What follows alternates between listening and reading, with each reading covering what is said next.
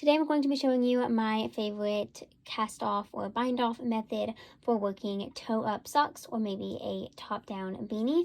I'm using 1x1 rib for this sample here, but any rib would work. You just alter the directions just a little bit and I will explain that in a second. So I'm also using the magic loop method, but again, any method of knitting is fine. I'm going to start off by knitting one stitch and then pulling the next stitch, or just working in pattern until you have worked a total of 2 stitches. Now I'm going to insert my needle into those 2 stitches that I just knit, and I'm going to knit them together just like that. And then I'm going to knit the next stitch and do the same thing again. I'm going to insert my needle into those 2 stitches that I just knit, left hand needle, so I'm knitting through the back loop. I'm going to yarn over and knit those 2 stitches together. And now I'm going to purl the next stitch and then insert my needle into the back of those stitches and purl those stitches together. And I'm going to repeat that all the way across. So yarn to the back, knit the next stitch, knit those 2 stitches together through the back loop, yarn to the front, purl the next stitch, purl those 2 stitches together. Just like that.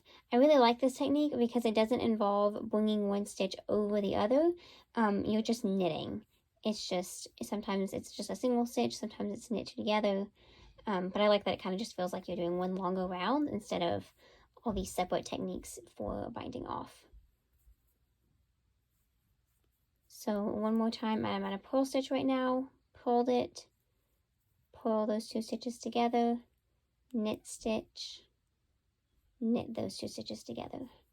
And that is all there is to it. So I'm going to repeat this technique all the way around until I get to the beginning of the round. If you are doing this for flat, you would just ignore the joining step that I'm going to show you, but I'm going to kind of show you how I finish off this too, just to make that as seamless as possible. So I'm going to repeat this all the way around my sock, and then I'll meet back here in just a second.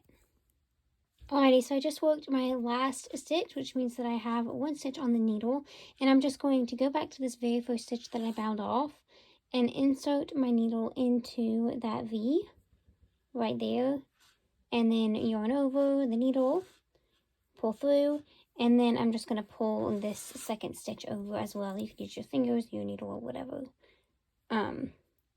Just like that to work a slip stitch, basically, if you're familiar with crochet terms. And that is all there is to it. So now you can just trim this yarn and weave in your ends.